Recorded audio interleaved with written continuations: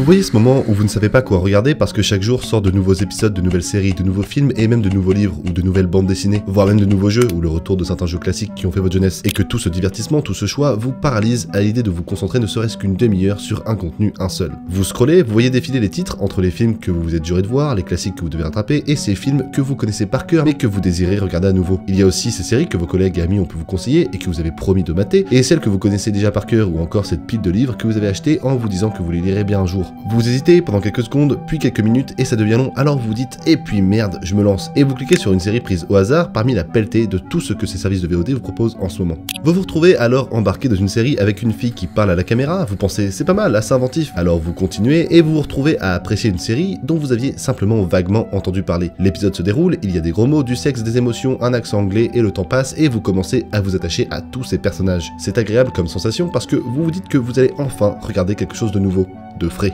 Et puis les mois passent et vous voyez qu'une chaîne française a décidé, pour une raison qui vous échappe, d'adapter cette série que vous avez tant aimée en un contenu français. Vous n'y prêtez d'abord pas attention parce que vous avez automatiquement jugé ça nul, mais quand vous voyez que la chaîne en question a mis les 5 premières minutes de son adaptation en ligne, vous tiquez et vous regardez la vidéo. Et vous vous dites qu'en effet, c'était bien nul. Il est fort. Mais maintenant que vous êtes lancé, vous réfléchissez 2 secondes au pourquoi du comment cette adaptation peut être aussi pourrie, alors que le matériel d'origine était bougrement incroyable. Fleabag raconte l'histoire de Fleabag, une femme excentrique qui aime imaginer qu'elle parle à un public imaginaire, nous, et qui survit à des problèmes personnels divers et variés. Mouche, l'adaptation française, avec la merveilleuse Camille Cottin dans le rôle principal, raconte exactement la même chose, sauf que cette version se passe à Paris tandis que la version anglaise se passe à Londres. Alors la question est, pourquoi Fleabag c'est topissime alors que Mouche c'est tout pourri? Et pour répondre à cette question, il va d'abord falloir s'intéresser à la série d'origine. La série d'origine, diffusée entre juillet 2016 et avril 2019, est créée par la comédienne et scénariste Phoebe Waller-Bridge, et le portrait d'une femme trentenaire qu'on suit au quotidien au travers d'un contenu ciselé de toutes parts. Ça se remarque dès l'étape du scénario avec un début haletant où Fleabag est essoufflée à l'idée de retrouver l'homme avec qui elle va avoir un rapport sexuel. Oui, tout va très vite. You know that feeling when a guy you like sends you a text at 2 o'clock on a Tuesday night asking if he can come and find you, and you've accidentally made it out like you've just got in yourself, so you have to get out of bed, drink half a bottle of wine, get in the shower, shave everything, dig out some agent provocateur business, suspend about the whole bit and wait by the door until the buzzer goes. Elle parle vite, on la comprend, on est dedans. Avec l'introduction, on sait qu'elle a un certain franc-parler et qu'elle est libérée, loin d'être aussi coincée que sa sœur qu'on découvre peu de temps après. La mise en scène va aller dans le sens du scénario, brisant à de nombreuses reprises le 4e mur en optant pour une caméra à l'épaule qui bouge constamment afin de placer le regard du spectateur au cœur de l'action. On est là, avec elle nous parle. They've definitely fucked. Enfin, le montage, lui, va se contenter de quelques plans pour raconter tout ce qu'on doit savoir sur notre personnage principal. Découpe nette, précise, loin d'un quelconque artifice. Tell me about the sex. All of it? Fleabag n'est pas une série qui veut impressionner, elle veut faire rentrer le spectateur. Phoebe Waller-Bridge le fait bien comprendre dès qu'elle écrit parce qu'elle note dans le scénario les plans qu'elle imagine avec le terme shot, autrement dit plan, qu'elle emploie fréquemment avant même de raconter une quelconque action. On pense en priorité au plan, à comment immiscer visuellement le spectateur pour le rendre témoin de la vie de cette jeune femme. Et toute la série, que je vous recommande vivement, opte pour cette intelligence-là, placer le spectateur au cœur de l'action pour comprendre tous les travers de l'héroïne que l'on suit. Chaque choix de mise en scène sert ce propos-là. Le spectateur doit être placé au centre jusqu'à la fin de la série qui s'est achevée après 2 saisons. Je trouve ça universel, brillant et génial, des dizaines de personnes trouvent ça universel, brillant et génial, et l'Académie des Emmy Awards en 2019 semble également avoir trouvé ça universel, brillant et génial. Alors maintenant, pourquoi Mouche, ça pue un peu? Déjà, je parlais du rythme ciselé de Fleabag, et il y a un problème de rythme basique chez Mouche parce qu'au bout de 5 minutes de film, Mouche nous arrête à ce moment précis, lorsque la protagoniste rencontre un homme dans le bus, tandis que dans Fleabag, au bout de 5 minutes, elle est déjà en train de se faire quitter par son copain et elle est sortie des transports en commun il y a bien 1 minute 30 de film. Donc déjà, le rythme saccadé, immersif, rapide, pas le temps de niaiser de la série originale semble être perdu. Ensuite, personnellement, je n'ai aucune envie de reprocher le côté copier-coller que Canal+ a choisi en adaptant Fleabag, reproduisant à l'identique toute la série parce que c'est une adaptation. Et une adaptation, parfois ça copie-colle, ça arrive, c'est comme ça. Jeanne Herry, la réalisatrice chargée de l'adaptation, a même dit qu'elle voyait le support d'origine comme une partition qu'elle prenait plaisir à réinventer dans une nouvelle interprétation. Donc avec cette intention, c'est normal que ça soit un peu pareil. Mais dans cet amas de similitudes, il est très intéressant de voir les petits changements qui font toute la différence. Le contexte, c'est que Mouche attend un homme avec qui elle va avoir une relation sexuelle. Elle a reçu un appel dans la nuit, elle a accepté qu'il vienne, elle s'est habillée précipitamment et elle l'attend. Ok. Vous connaissez ce sentiment? Et attendre près de la porte que la sonnette retentisse. Maintenant, on prend la même situation de l'autre côté de la Manche. You know that feeling? Wait by the door until the buzzer goes.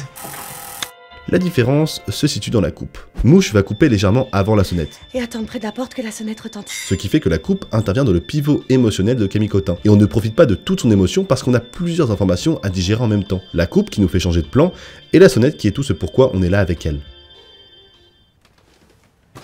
Et là, vous ouvrez la porte comme si vous aviez oublié qu'il allait passer. Fleabag va couper légèrement après le pivot émotionnel traduit par un pivot de la tête. Wait by the door until the buzzer goes. Ce qui nous permet d'avoir la sonnette qui la fait réagir et sa réaction dans un seul et même plan. Surtout que la version française coupe pour laisser place à un raccord dans l'axe, on a 2 fois le même personnage vu de l'extérieur. Tandis que la version anglaise coupe pour ensuite laisser place à un plan subjectif. On rentre dans la tête du personnage. Donc si on regarde les deux à la suite, Et attendre près de la porte que la sonnette retentisse. Wait by the door until the buzzer goes. vous percevez la différence? Une coupe. Juste une coupe et un bon timing. Pour continuer sur le montage, on peut aussi reprocher à Mouche un début grandiloquent, qui est la raison pour laquelle l'histoire est moins avancée que de la version anglaise. Alors que Fleabag nous porte dès le début par le soufflement du personnage principal qu'on ne connaît pas et qui nous déballe un monologue, Mouche nous fait rentrer dans la série doucement, lentement, avec une séquence onirique et un montage calé sur une musique. Il n'y a rien de mal là-dedans, attention, c'est juste que dans cette série, le texte et la mise en scène visent à donner une place cruciale au spectateur pour le propulser dans la série, dans le personnage, dans ce qu'elle vit. Après tout, le premier plan de la version anglaise, et donc de toute la série, est un plan subjectif, où la caméra se situe dans le regard de Fleabag, un plan au passage également mentionné dès l'étape du scénario. Après, la caméra au point de vue bancal et humain de Fleabag est à moitié gardée dans Mouche, il n'y a qu'à voir les deux scènes ensemble pour bien comprendre la différence de mouvement. Je trouve l'un très accentué, et l'autre pas assez. Même le cadrage laisse à désirer parce que la version anglaise étrique Fleabag dans le cadre, tandis que la version française donne à Mouche tout un espace de liberté. Or le personnage est censé être stressé, elle est anxieuse, isolée. Et enfin le texte. Le texte, comme les plans, a été traduit mot pour mot par rapport à la série originelle. Donc encore une fois, ce n'est pas la démarche de copier-coller qui me dérange. Mais un détail près, c'est que selon moi, les adaptateurs et adaptatrices n'ont pas tellement capté des nuances de dialogue, pourtant primordiales pour donner de l'impact aux propos. Exemple, dans Fleabag, le personnage principal essaie un rapport anal avec un homme qui lui dit le lendemain: It was particularly special because I've never managed to actually up the bum with anyone before. Pouvant se traduire par derrière ou par le popotin. Une expression familière et plutôt enfantine, mignonne et assez décalée parce qu'on parle quand même d'un rapport anal. Dans Mouche, il dit: C'était vraiment extraordinaire parce que j'avais jamais réussi à le faire dans le cul avec qui que ce soit avant. Cul. Un mot plutôt grossier qui, selon moi, est assez paradoxal avec l'hésitation qu'il emploie pour sortir le mot, et plutôt paradoxal avec le personnage de la série originale. Et ça me dérange parce que le personnage de Camille Cotin utilise un autre mot beaucoup plus chirurgical. Après quelques va-et-vient, plutôt basiques, vous vous rendez compte qu'il est gentiment en train de se diriger vers votre anus. Donc les deux personnages parlent de la même chose, et d'une manière grossière et chirurgicale. Et c'est l'homme gêné qui est grossier, et la femme libérée qui est chirurgicale. Alors que dans la version anglaise, After some pretty standard bouncing, you realise he's edging towards your asshole. trou du cul. On a d'un côté un garçon gêné qui dit par derrière, sans arriver à dire le mot exact, et de l'autre une femme qui dit trou du cul, un mot grossier, loin du côté chirurgical de anus. Que votre personnage dise foufoune ou vagin, c'est différent. Que votre personnage dise bite ou chibre, c'est différent. Que votre personnage dise anus ou trou du cul, c'est différent. Surtout que suite à ce rapport anal, Fleabag en vient à se poser une question. Do I have a massive asshole? Et en français, traduit par... Est-ce que j'ai un trou de balle géant? Et là, ça fait mouche. Parce que Fleabag termine la phrase sur le mot arsehole, autrement dit trou du cul, avant de passer au générique. Le dernier mot avant le générique, donc le titre, c'est vraiment trou du cul. Alors que Mouche termine sur le mot énorme avant de passer à un autre moment clipesque, loin de l'interlude free jazz de la série d'origine. C'est bête parce que ces génériques courts, je trouve, ils sont parfaits pour donner le ton absurde et décalé dans une histoire. C'est d'ailleurs ce que la série Barry fait avec son générique très entraînant.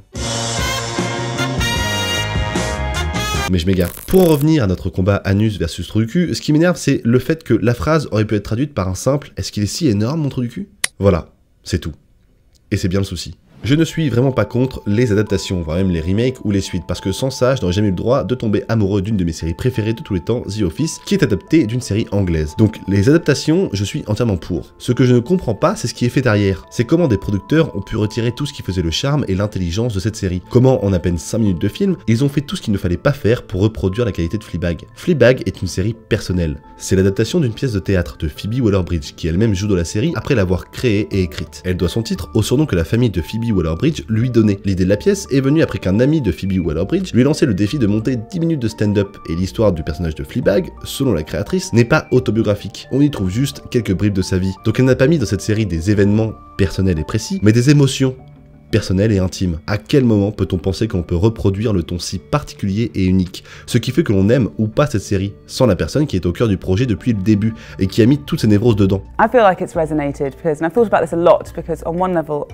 you know, it felt very authentic to all of us making this show, and when I was writing it, I felt like there was something truthful in this about this woman's life, this woman's pain, this woman's humour. Et la vraie tristesse se trouve dans le fait que la production française, c'est Canal+, qui par le passé a prouvé qu'elle savait y faire en termes de série. On a Jeanne Herry à l'écriture et à la réalisation, une autrice très talentueuse à qui on doit le film Pupille, une œuvre magnifique que je vous recommande, et on a Camille Cotin, une des meilleures actrices actuellement, qui sait se diversifier dans ses rôles et qui, selon moi, joue très bien habituellement. J'ai l'impression qu'on a juste eu un producteur jaloux de ne pas avoir eu l'idée de Fleabag avant Phoebe, et qui s'est dit que faire pareil mais différemment suffirait. Surtout que ne pas avoir l'idée géniale du moment n'est pas très grave en soi. Des moments, il y en a des tas qui vont venir, et par conséquent des idées géniales également. Ça peut être à la fois avec des idées totalement originales, mais aussi avec des adaptations. Comme je l'ai dit, la version américaine de The Office a su réinventer la version anglaise, déjà géniale, pour ensuite durer près de 10 ans. Et même Fleabag est une adaptation en soi, étant donné qu'à l'origine, c'est une pièce de théâtre. Une pièce qui a d'ailleurs été interprétée par Phoebe Waller-Bridge, mais aussi Maddie Rice lors de la tournée de la pièce. Et l'actrice a expliqué que pendant les répétitions, elle essayait de réellement s'approprier l'universalité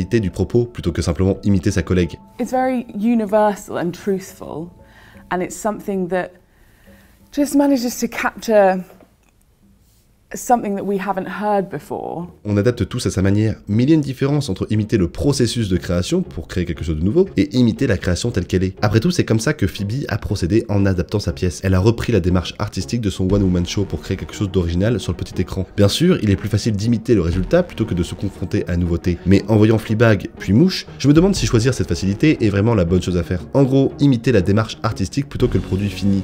Et mater Fleabag, c'est de la balle.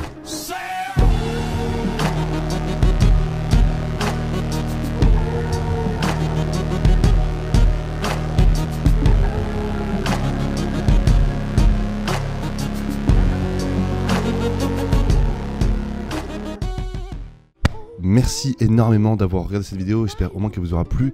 Si elle vous a plu, vous savez parfaitement quoi faire, le commentaire, le partage et le like.